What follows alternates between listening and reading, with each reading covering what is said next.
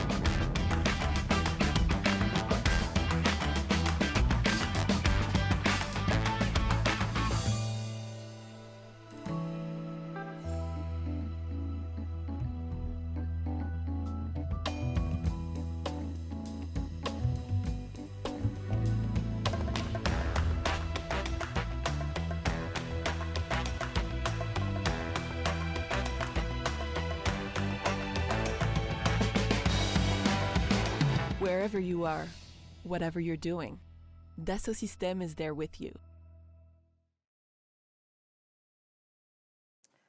Bonjour à tous et merci d'être là avec nous pour cet atelier sur accompagner les mots en entreprise. Je m'appelle Valérie Raoul-Després, je suis directrice financière de Dassault Systèmes et j'ai l'honneur d'animer cet atelier avec vous aujourd'hui. Bienvenue à toutes les personnes connectées, je crois qu'il y a à peu près une centaine d'inscrits avec nous aujourd'hui. Et nous sommes ravis évidemment d'être là au sein des assises de la parité qui adressent les grands enjeux de la parité mais aussi de l'inclusivité qui est le thème sous-jacent à cet atelier.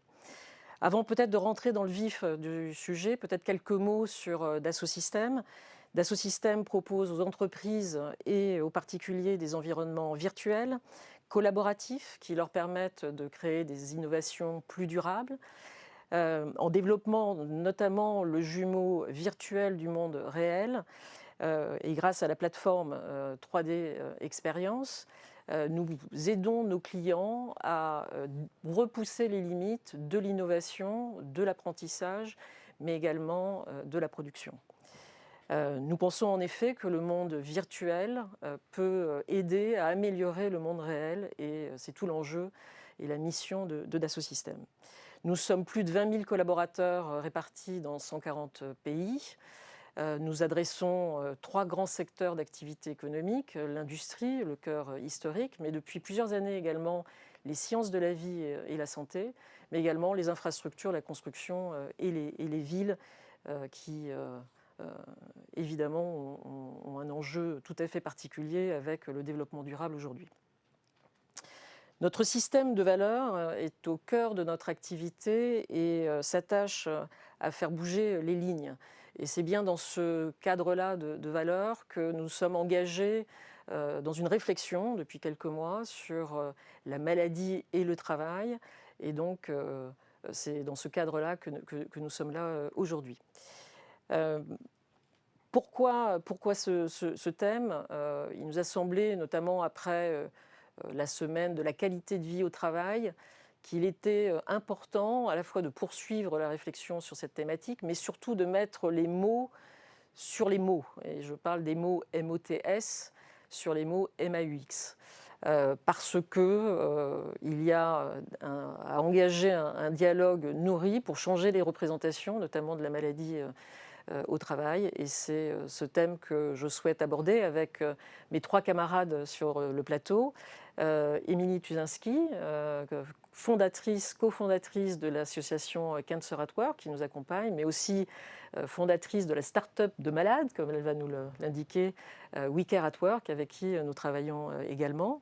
Et à ma gauche, Lucille Philippe, responsable DRH, notamment des équipes R&D du groupe, grande filière s'il en est dans la société, sur notre campus de Vélizy.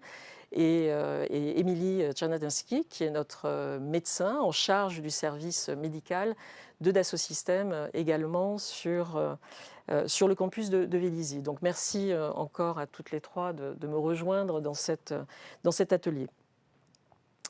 Alors pourquoi ce sujet et pourquoi vient-il en fait aujourd'hui ? Nous sortons tous d'une période de pandémie, plus de 2 ans, où en fait le sujet de la santé et de la maladie est devenu central dans nos discussions, évidemment en entreprise, mais également dans nos cercles personnels. Et l'entreprise, je pense, s'est ressaisie du sujet de la santé à cette occasion. Cet épisode a remis en fait l'accent sur la prévention. Et là aussi, on peut s'interroger sur le rôle des entreprises sur les actions de prévention des risques sanitaires, mais aussi a remis, je crois, beaucoup d'importance sur le lien, notamment dans les périodes d'isolement et de confinement que nous avons tous vécu. La création et le maintien du lien avec les salariés a été un élément central des comités de direction de nos entreprises. En sortie de pandémie, notamment en octobre 2021, qui était aussi octobre rose, au détour d'une conversation assez fortuite avec notre CEO, Bernard Charlès, j'ai évoqué ce sujet de la prévention, notamment la prévention contre le cancer du sein. J'ai été moi-même touchée par un double cancer du sein fin 2018. J'ai traversé les épreuves bien connues et les étapes bien connues de traitements assez lourds et durs. Et j'ai néanmoins décidé, c'était très important pour moi, à la fois dans ma guérison, mais aussi dans ma motivation à continuer à vivre, à continuer à travailler. Donc je n'ai pas arrêté mon activité professionnelle, j'ai eu un peu de chance, il faut encore supporter les traitements. Et je me suis engagée dans cette voie. Et j'ai découvert en fait deux choses. Un, que l'entreprise, pendant cette période, m'a apporté énormément de soutien et d'énergie, mais que j'ai aussi découvert que pour mes camarades de combat, que j'ai eu l'occasion de contacter et d'aider pendant leur période de maladie, et surtout d'absence de la société, puisque la plupart des femmes restent absentes 6 mois en moyenne de l'entreprise, le lien entreprise-salarié ou entreprise-malade devenait critique. Et à la faveur de cette discussion, j'ai proposé de lancer une réflexion à la fois sur la prévention et sur le rôle de l'entreprise dans la prévention, mais aussi sur comment créer du lien ou garder ce lien avec les salariés malades, quelle que soit la maladie d'ailleurs, le cancer, mais les accidents cardiovasculaires ou les maladies chroniques qui peuvent à un moment donné être relativement invalidantes. Donc c'est dans ce cadre-là en fait, que nous avons cherché à la fin de l'année, avec notamment Émilie, un partenaire, ou en tout cas on a recherché un peu les meilleures pratiques pour se lancer dans cette aventure et cette réflexion.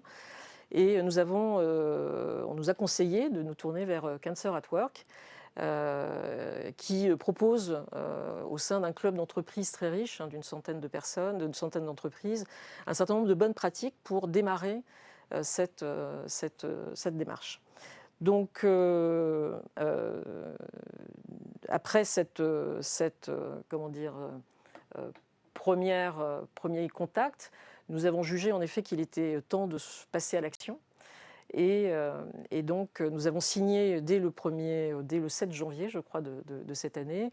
Bernard Charlès est venu avec une partie du comité de pilotage de ce programme, signé la charte avec Anne-Sophie et Nathalie Presson, qui est la directrice générale de l'association. Et ça a vraiment été je dirais, le démarrage d'une aventure qui se dessine au fil des semaines et qui associe de plus en plus de personnes. Alors, peut-être avant de partager l'expérience d'Assosystème, qui est juste au début de son voyage, Anne-Sophie, est-ce que tu peux peut-être nous donner un éclairage sur les enjeux, à la fois pour les salariés, mais plus largement pour les entreprises et la société au sens large du terme? D'abord, bonjour et merci Valérie pour ton invitation. J'ai grand plaisir à être avec vous aujourd'hui sur ce sujet de la parité qui me tient particulièrement à cœur. Alors, l'enjeu pour les entreprises, il est simple, hein, c'est d'abord que tous les salariés sont concernés par la maladie au travail. Les personnes malades, bien sûr, mais aussi les aidants et puis les équipes qui les entourent. Or, ce sujet a une particularité, il passe complètement sous les radars de l'entreprise, il n'y existe pas. On n'est pas malade au travail, on est malade en arrêt maladie. La réalité est bien sûr beaucoup plus nuancée et parce que ce sujet n'existe pas et n'est pas pris en compte, en fait, la peur de la stigmatisation, de la mise au placard, voire du licenciement demeure et on a beaucoup de mal en fait à ouvrir le dialogue et libérer la parole. Plus largement, on sait que le maintien dans l'emploi, notamment des personnes ayant été malades ou étant malades, est un sujet compliqué. Et pourtant, on imagine bien qu'il y a un enjeu à garder les compétences qu'on a développées en tant qu'employeur dans l'entreprise. Est-ce que tu peux un petit peu nous donner les enjeux et les statistiques quelque part assez inquiétantes sur cette thématique? Effectivement, à l'heure où on peine à conserver des talents ou à les recruter, on ne peut pas ignorer cet enjeu qui représente en réalité, c'est pas moi qui le dis, hein, c'est le Conseil économique, social et environnemental qui le disait d'ailleurs en 2018, qui concerne 30% des actifs, 15% environ d'aidants et 15% effectivement de personnes malades.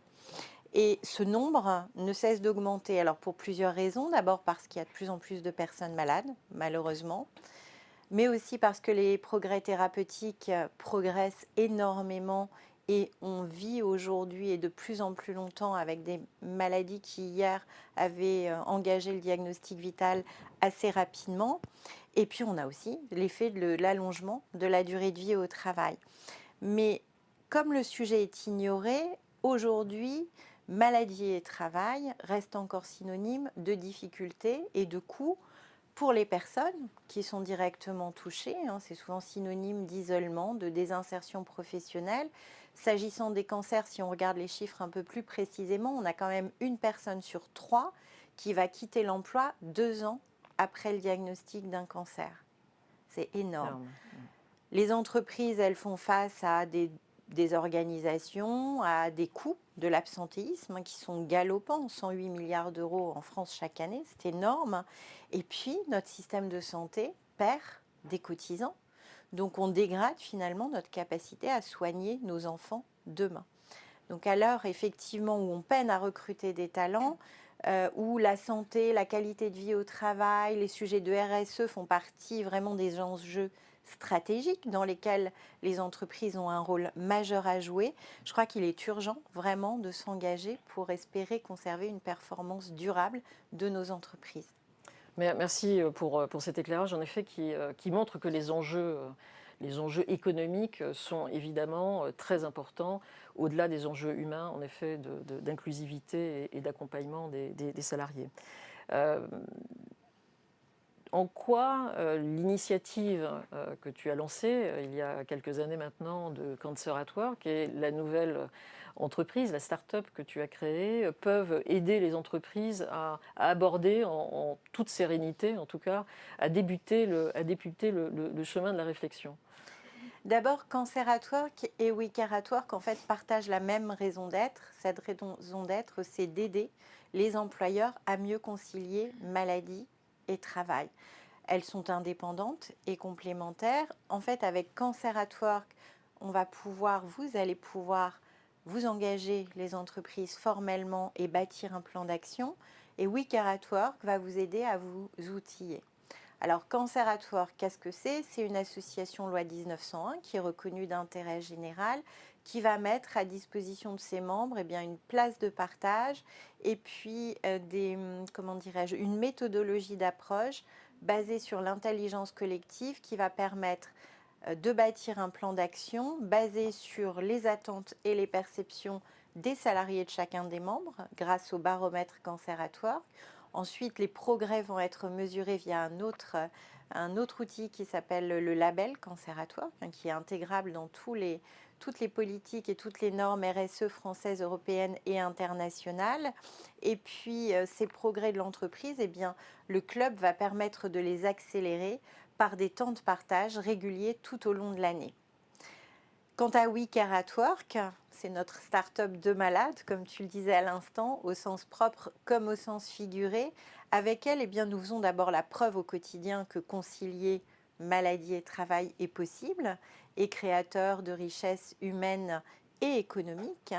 Et nous proposons à nos clients, qui sont des entreprises, des outils de sensibilisation, de formation ou de mise en place d'accompagnement individuel ou collectif. On vient d'ailleurs de lancer la première plateforme numérique pour concilier maladie et travail. Elle s'appelle Alex. Elle est adoptée par de plus en plus d'entreprises. La dernière en date, c'est la Sécurité sociale qui vient de l'adopter pour ses salariés. Merci pour cette présentation et ce témoignage. Et j'encourage évidemment tous les partenaires et les sociétés faisant partie aujourd'hui des assises de la parité de s'appuyer sur ce qui a été développé parce que c'est d'une richesse incroyable et surtout l'échange entre entreprises donne un effet d'accélération. Et donc c'est bien l'esprit d'échange qui vous anime et qui nous anime également.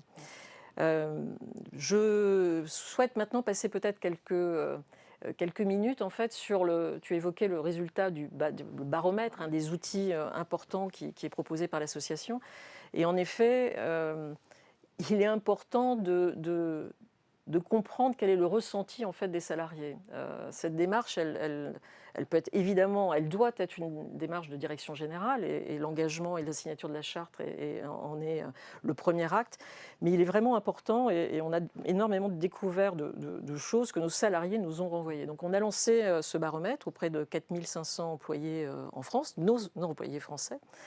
675 répondants ont pris le temps de répondre à quand même une soixantaine de questions, donc c'est à la fois pas très long, mais on a vu qu'il y avait quand même un intérêt. 17% de répondants, je crois que c'est la moyenne des pourcentages de répondants de tous les baromètres qui ont été remplis dans le cadre du club d'entreprise Cancer at Work. Et que découvre-t-on ? On découvre, comme tu l'as bien expliqué, que le sujet n'est pas parlé. Et donc c'est un sujet plutôt tabou et qu'il faut donc trouver des moyens pour faire exprimer le ressenti des salariés. Alors, sans trop de surprise, on s'aperçoit en effet que nous côtoyons tous les jours des malades ou des anciens malades. Et en effet, 80% des salariés qui ont répondu nous ont dit connaître un ou deux salariés autour d'eux qui avaient vécu un épisode de maladie grave. Donc c'est quand même très important. Deuxième élément, parmi ces répondants, 20% des répondants nous ont partagé le fait qu'ils avaient traversé un épisode, donc à peu près 130 personnes. Par ailleurs, on a aussi découvert que plus de la moitié des répondants avaient vécu au sein de leur famille, environnement familial proche, également des cas de maladie grave et que ça avait impacté de façon significative leur vie personnelle. Et là, encore, on devine de façon sous-jacente la problématique des aidants, qu'on oublie aussi très souvent quand on parle de maladie au travail. Autre élément et attente là pour le coup des salariés, on s'est aperçu que la prise de parole et évoquer sa maladie était évidemment un processus pour le malade compliqué et que s'il n'était pas un peu organisé, il y avait probablement, on passait à côté d'un grand nombre de choses, notamment de capacité à aider et d'accompagner le parcours du malade dans toutes ses phases, hein, qui est la phase d'annonce, la phase d'absence dans la plupart des cas, et la phase de retour, voire de post-retour, quand la récupération, même physique ou psychologique, prend un petit peu plus de temps que l'arrêt maladie, et qu'il faut quand même s'interroger sur la durée de la capacité des salariés à reprendre complètement leur activité ou à même évoluer et continuer leur parcours professionnel. On a découvert que 40% des personnes qui avaient été touchées elles-mêmes par la maladie avaient hésité à en parler à leur hiérarchie en tout premier lieu. En fait, elles se sont retournées assez naturellement vers leurs collègues. C'est visiblement le cadre amical est plus simple. En deuxième lieu, évidemment, vis-à-vis du manager, parce que généralement, une absence crée aussi des problèmes dans les équipes. Et pour le coup, difficile de s'absenter sans prévenir son manager.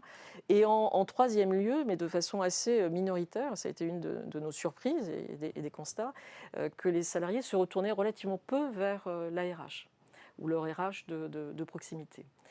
Par ailleurs, nous avons aussi découvert que les managers comme les équipes se sentaient assez peu aidés et accompagnés dans la prise en charge de ces événements. Et évidemment, il n'est pas évident et on n'est pas formé à accueillir la parole d'un malade ou d'une personne qui vient d'apprendre qu'elle a un cancer et qu'elle va probablement devoir arrêter son activité professionnelle. Nous avons aussi constaté que l'information, et pourtant nous sommes dans des entreprises en général structurées, bien structurées, où l'information est fluide, notamment dans des entreprises digitales comme la nôtre. Néanmoins, le malade, quand il découvre sa maladie et qu'il doit s'organiser généralement très rapidement, a une difficulté importante pour savoir où trouver la bonne info sur comment les sujets administratifs vont se passer, comment l'entreprise va le suivre, comment les dispositifs éventuellement d'aide peuvent se mettre en place. Et ça, c'est quand même une faiblesse qui devrait être facilement corrigeable et sur lequel, évidemment, nous allons travailler. Et dernier point, et tu l'as évoqué, hein, la thématique de la stigmatisation ou de la mise au placard. On a eu un retour quand même assez fort sur le fait que malgré la bienveillance et la sécurité de l'emploi d'une entreprise comme la nôtre, qui est en forte croissance, qui a un niveau de rentabilité où les sujets d'emploi sont à la fois bien gérés, maîtrisés, et qu'on a toujours affiché une grande solidarité vis-à-vis des personnes ayant des accidents de la vie de toute nature. Il n'en reste pas moins que l'ensemble des salariés, touchés ou non, ont une crainte relative par rapport à leur maintien dans l'emploi. S'il leur arrivait un pépin, est-ce qu'ils seraient maintenus dans l'emploi ? Ou une crainte relative sur leur capacité à poursuivre leur carrière professionnelle de façon harmonieuse et avec un vrai soutien de la direction générale. Donc on a vraiment, au niveau du comité exécutif, reçu ce retour comme vraiment un point d'alerte, parce que les valeurs de la société sont assez proches de cette volonté d'accompagner, mais néanmoins, quand il n'y a pas de dispositif, quand la chose n'est pas parlée, elle ne peut pas s'organiser, et donc là aussi, beaucoup de plans d'action à gérer. Donc nous avons lancé, fort de ce constat, un grand programme avec une trentaine de membres très actifs, comité de pilotage et chefs de projet. Nous avons lancé 16 plans d'action avec des chefs de projet, et nous avons, sur les conseils, là encore, de Cancer at Work, associé des volontaires. Et on s'aperçoit que cette cause parle à beaucoup d'employés. Nous avons eu 200 expressions de souhait de participer à cette aventure. Et puis, quand on a vraiment demandé aux gens de s'engager, nous avons quand même 50 volontaires. Donc, nous avons aujourd'hui 70 personnes qui, évidemment, en plus de leur mission quotidienne, se lancent dans cette aventure. Donc voilà, je voulais partager ces résultats parce qu'ils sont vraiment très parlants et nous ont surpris par bien des biais. Maintenant, j'aimerais donner la parole à Émilie, notre médecin, et lui poser une question assez simple, parce que la médecine du travail a été quand même au centre de la pandémie et de la gestion de cette pandémie. comment la pandémie a remis à la fois la lumière sur le rôle du service médical et comment la nouvelle loi santé de juillet 2021 modifie un petit peu le rôle ou le focus de ce département critique, en tout cas pour nous chez Dassault Systèmes. Émilie ? Alors, effectivement, la nouvelle loi sur la santé au travail qui est entrée en vigueur le 31 mars 2022 élargit les missions des services de santé au travail avec des missions de santé publique. Elle vise, cette loi, à renforcer la prévention au sein des entreprises et à décloisonner la santé publique et la santé au travail. Les services de santé au travail ont maintenant un nouveau nom. On ne s'appelle plus services de santé au travail, mais services de prévention et de santé au travail. Donc on voit bien que l'objectif est de renforcer la prévention primaire, c'est-à-dire d'encourager le développement au sein des entreprises d'une véritable culture de la prévention en agissant le plus en amont possible avant la survenue des problèmes de santé. Alors chez Dassault Systèmes, nous menons des actions de prévention de santé publique depuis un moment déjà. Par exemple, nous organisons chaque année les campagnes de vaccination antigrippale avec plus de 1000 collaborateurs vaccinés en 2020, à peu près 800 en 2021. Plus récemment, nous avons organisé des campagnes de vaccination contre le Covid avec plus de 700 doses de vaccins réalisées dans le service. Et c'est peut-être pas terminé. Nous distribuons les tests immunologiques pour le dépistage du cancer du côlon à tous nos collaborateurs âgés de 50 ans et plus. Nous pouvons proposer des consultations d'aide au sevrage tabagique. Nous avons le droit de prescrire les substituts nicotiniques. Pour les femmes plus particulièrement, nous insistons à chaque occasion, lors de chaque visite d'information et de prévention, sur l'importance du suivi gynécologique, en les interrogeant sur la régularité de l'examen du col, sur la réalisation des mammographies de dépistage. On insiste aussi sur l'évaluation de la charge mentale et plus particulièrement au moment de la visite de reprise après congé maternité, qui est toujours un moment privilégié. On s'assure qu'il n'y a pas eu de discrimination au retour au travail, que les femmes ont réussi à retrouver un équilibre satisfaisant entre leur vie personnelle et familiale et la vie professionnelle, que les parents ont trouvé un mode de garde adapté. Donc on voit bien que l'initiative Cancer at Work et cette nouvelle loi santé-travail sont complètement en corrélation avec nos missions et ça va nous permettre de nous donner ce petit coup de fouet qui va nous permettre d'intensifier nos actions de prévention et sur un autre sujet que le Covid, ce qui fera plaisir à tout le monde. Au-delà de ce rôle de prévention qui était critique, comment dans la manière de converser à la fois avec le salarié et le reste de l'entreprise, cette initiative et cette nouvelle approche a fait peut-être changer les lignes ou vous a permis d'engager la conversation différemment. Est-ce que tu peux nous parler un petit peu de ce qui a déjà bougé en quelques mois depuis qu'on parle de cette initiative ? Alors, moi je pense que notre langage de médecin va être mieux compris grâce au programme Cancer at Work. C'est vrai qu'au service médical, nous avons un rôle central et facilitateur dans l'accompagnement des maux en entreprise. Un rôle central entre médecins traitants, salariés, entreprises, notre objectif étant d'adapter au mieux le poste de travail à l'état de santé des salariés. Donc nous conseillons les salariés sur les différentes possibilités d'aménagement de poste. Nous suivons les collaborateurs régulièrement à leur retour d'arrêt maladie pour suivre leur état de santé, le vécu de la reprise, les éventuelles difficultés rencontrées et pour mettre en place les adaptations de poste en fonction de leur état de santé. Nous recevons les salariés qui en éprouvent le besoin à leur demande, le plus souvent des femmes. En effet, les femmes consultent plus facilement que les hommes. Elles n'ont pas peur de parler et elles éprouvent sans doute moins de honte à exprimer leurs difficultés, leurs fragilités ou leurs problèmes de santé. Avec l'accord du salarié, si la situation l'exige, en tant que médecin du travail, on organise des réunions avec RH, managers, pour expliquer le type d'aménagement de poste justifié par l'état de santé du salarié. Et à 3, on réussit à trouver une solution qui est bien sûr discutée avec le salarié et réévaluée régulièrement. Sur la manière d'aborder le sujet, tu nous parles là du retour et on sait que cette phase est vraiment importante. Est-ce que dans la phase en tout cas d'annonce, est-ce qu'il y a des nouveautés ou une manière de s'interconnecter entre différents rôles depuis qu'on a mis le doigt sur cette problématique quelque part de l'accueil de l'annonce d'une maladie et de sa gestion sur la durée? Alors oui, moi je pense qu'on avait une vision dans les services de santé au travail centrée sur le salarié, le patient, sur la personne malade.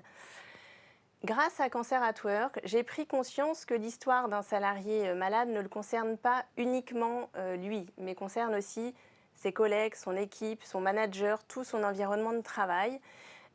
Et tout le monde est impacté par la maladie du collègue, du collaborateur, du manager, par son absence. Parfois, l'entourage ne sait pas comment réagir et peut se retrouver en difficulté devant pallier à l'absence. Et moi, je pense que je ne me demandais pas assez comment allait une équipe dont le manager était absent depuis un moment, dont un collègue était malade. Donc je pense que le service de prévention et de santé au travail a un rôle clé d'accompagnement, mais global, du salarié et de son environnement professionnel. Alors on n'est pas seul dans cet accompagnement, c'est bien sûr en collaboration avec managers, RH, relations sociales, d'autres partenaires dans l'entreprise. Donc je pense que plus nous parlerons au sein de l'entreprise de la maladie, ce qu'on fait de plus en plus et ce qu'on a commencé à faire grâce à Cancer at Work, plus les salariés vont se sentir à l'aise et rassurés sur leur avenir professionnel en cas de problème de santé. Merci Émilie. Je crois que j'ai raté une petite vidéo qui me semble pourtant importante, qui est le témoignage d'une salariée qui s'est engagée elle aussi dans cette aventure. Est-ce qu'on peut passer la vidéo d'Ève Cambé, s'il vous plaît? Bonjour, je m'appelle Ève Cambé, je travaille chez Dassault Systèmes depuis 3 ans en tant qu'assistante de direction chez Value Engagement. Le projet Cancer at Work m'a tout de suite tenue à cœur car je suis moi-même une ancienne malade. Je voulais apporter ma pierre à l'édifice. En apportant mon soutien à des personnes touchées par la maladie, je me sens utile. D'autres m'avaient aussi soutenue pendant toutes les étapes de mon traitement et cela m'avait beaucoup aidée. C'est un très beau projet. Plus nous serons nombreux à le faire vivre, plus le sujet de la maladie au travail sera entendu.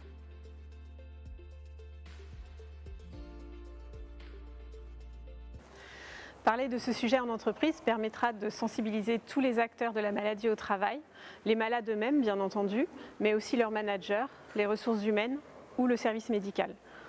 Pour les personnes qui souhaitent continuer à travailler malgré la maladie, l'employeur peut mettre en place des solutions pratiques comme un rythme adapté, des jours de congés supplémentaires pour aller aux rendez-vous médicaux, des horaires décalés, travailler à domicile. Lorsqu'on se soigne, savoir que sa hiérarchie prend en compte son état de santé, c'est quelque chose d'important. Ça nous permet d'être beaucoup plus détendus et sereins pendant les traitements et de savoir que le travail est suivi par d'autres personnes en interne.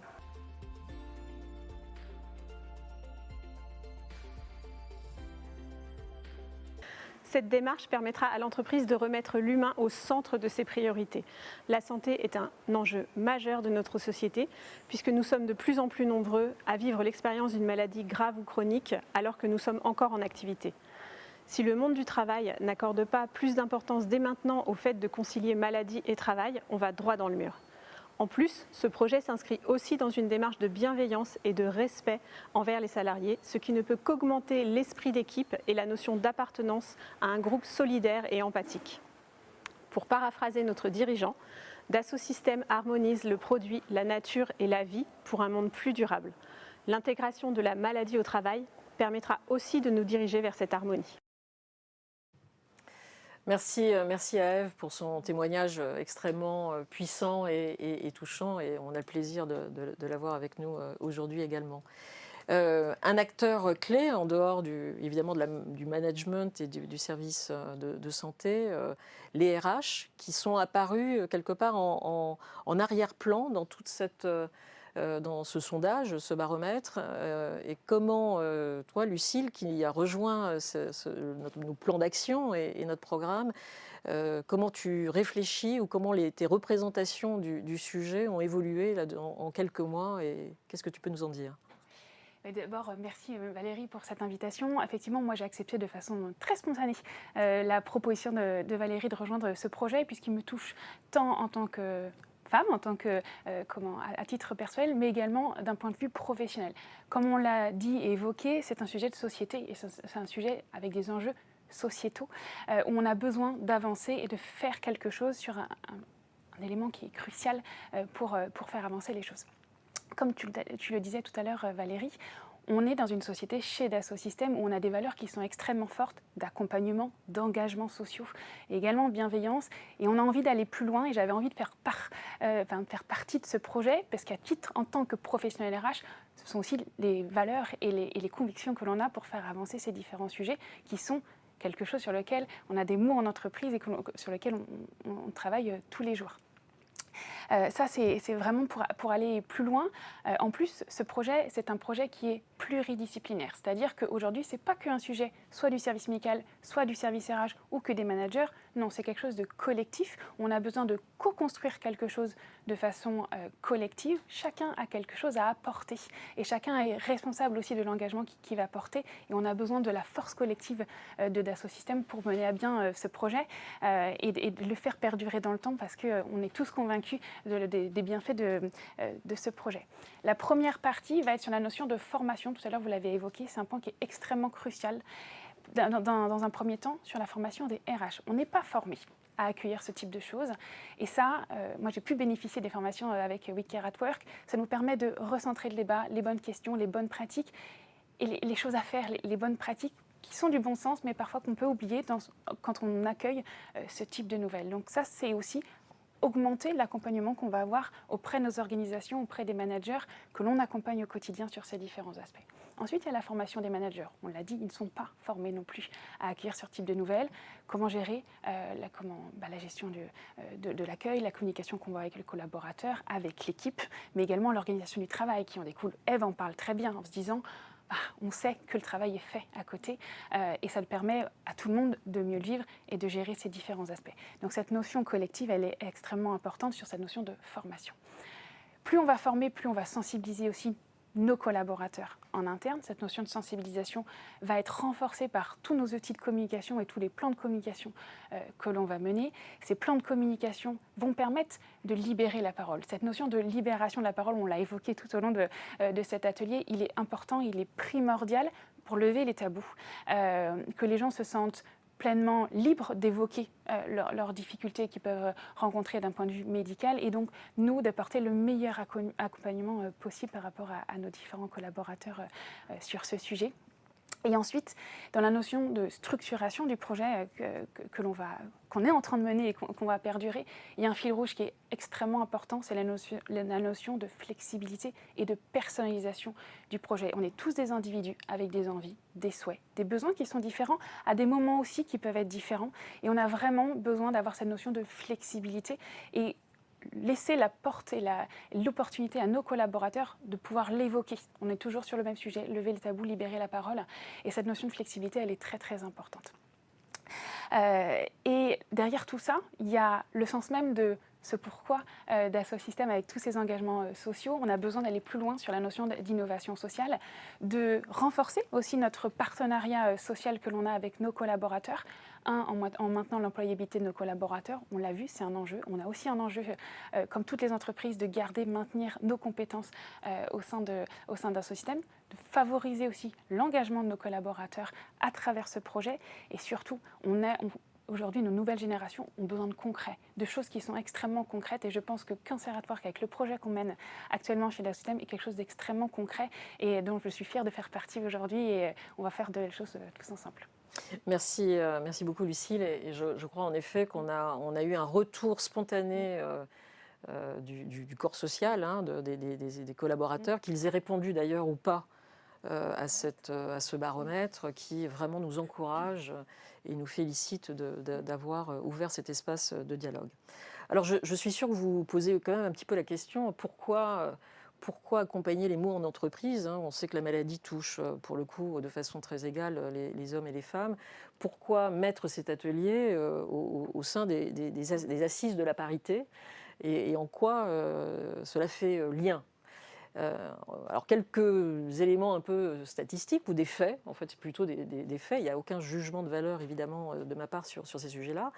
Il se trouve que c'est une femme qui a 1000 sujets sur la table, notamment moi, mais que poussée par un certain nombre de collègues que j'avais accompagnés également. Et quand je leur ai posé la question, est-ce que vous pensez qu'il faut démarrer quelque chose, les 5 collègues que j'avais contactés ou aidés pendant leur traitement m'ont dit, mais bien sûr, il faut pouvoir libérer la parole et mettre ça à l'agenda de la société.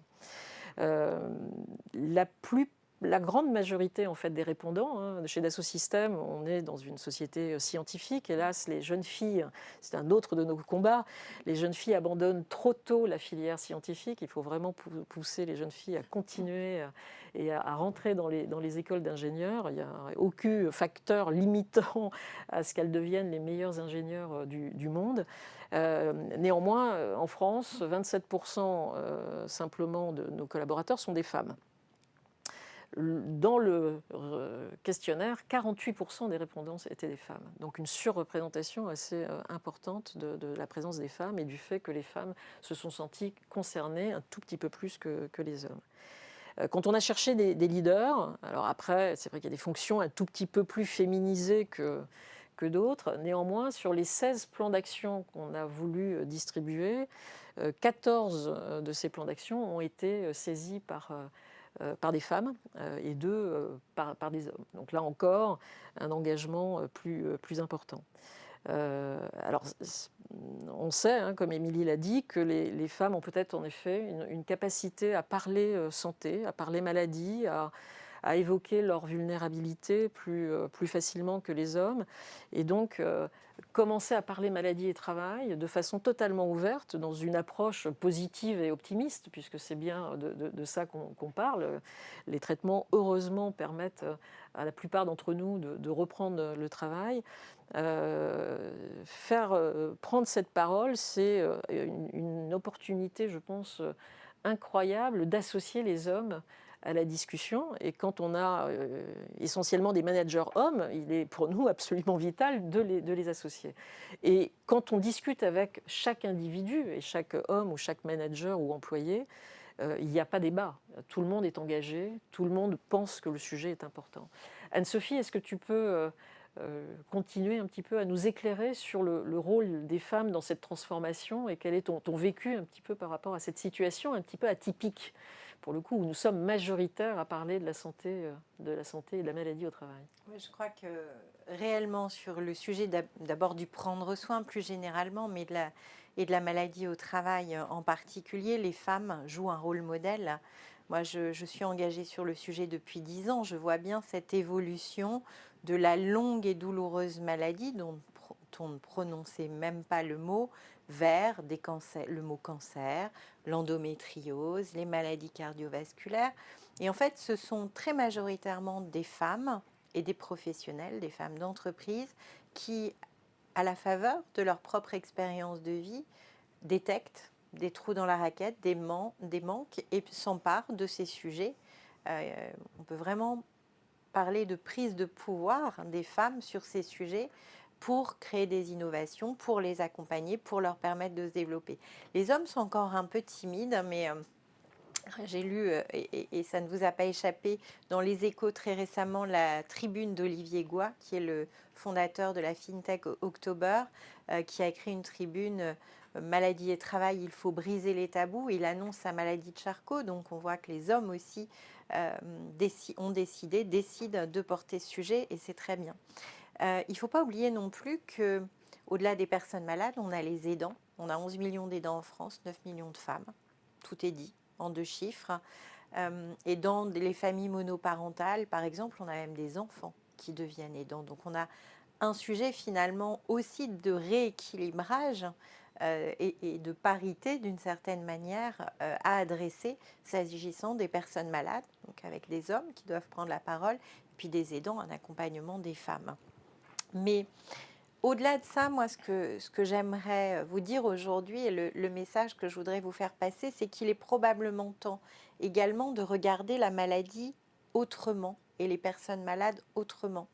Aujourd'hui, on voit beaucoup les difficultés, on voit les coûts, mais on oublie souvent de regarder tout ce que la maladie peut développer comme compétences, comme qualité chez une personne, mais aussi dans nos entreprises. On parle beaucoup d'agilité, faire face à une situation aussi difficile de manière aussi soudaine qu'une maladie grave et y répondre, se réorganiser, ça permet de développer l'agilité de nos entreprises.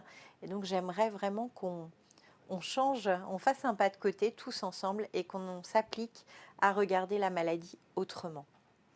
Alors j'aimerais qu'on lance une vidéo qui me tient à cœur et qui m'a énormément touchée et dont tu es à l'initiative en se rapprochant de LinkedIn et de créer une compétence, une soft skills, fighting cancer, depuis 2018, je crois qu'elle a été introduite en 2018, et qui sont donc disponibles sur tous les profils et qui viennent aussi expliquer parfois les trous dans les CV que certains collaborateurs peuvent avoir. Oui, la maladie fait grandir, dans la plupart des cas, et il faut que l'entreprise soit derrière. Est-ce qu'on peut lancer cette vidéo Fighting Cancer avant de conclure? Pendant mes études, j'ai été atteinte d'un cancer. Et finalement, cette expérience, je crois que c'est ma première compétence.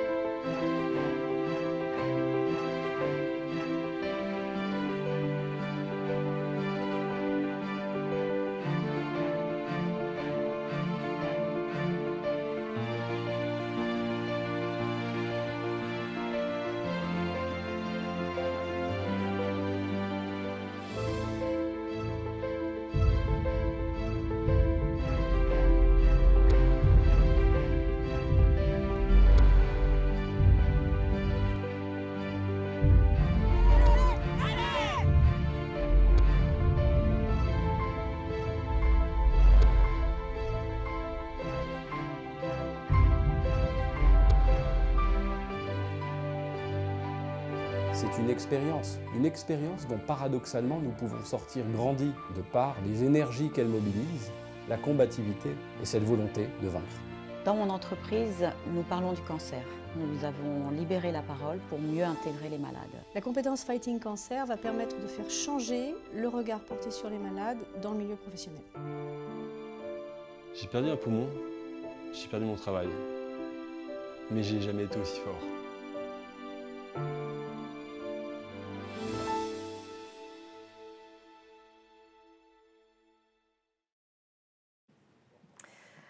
Donc vient le temps de la conclusion, le temps est passé extrêmement vite. Vraiment, je vous remercie toutes les trois d'avoir témoigné. Je crois qu'il suffit de dire une chose, il faut s'engager, il faut parler de la conciliation maladie et travail. C'est une démarche qui va créer énormément de valeurs, de collectifs et de solidarité dans les entreprises. Créer de la valeur humaine en premier lieu, mais aussi économique. Et mon rôle de directeur financier ou de directrice financière est intéressé par ce sujet-là. Mais le principal, briser les silos, communiquer, informer et évidemment engager tous les salariés dans des actions de prévention, chacun à son niveau. Mais je crois que c'est important. Dernier mot, parce que ça me tient à cœur. Je sais qu'il y a beaucoup de femmes qui aujourd'hui participent à cet événement. Celles qui ont oublié de prendre rendez-vous pour leur mammographie de contrôle, merci absolument de prendre rendez-vous ce soir ou demain matin au plus tard. N'attendez pas Octobre Rose. Chaque mois de compte dans le dépistage. Les traitements sont, les plus sympas, plus on prend vite cette maladie. Mais plus largement, restons optimistes, ouverts et surtout engageons-nous. Merci à tous d'avoir assisté à cet atelier. Et donc, je rends le plateau. Au revoir. Au revoir. Merci.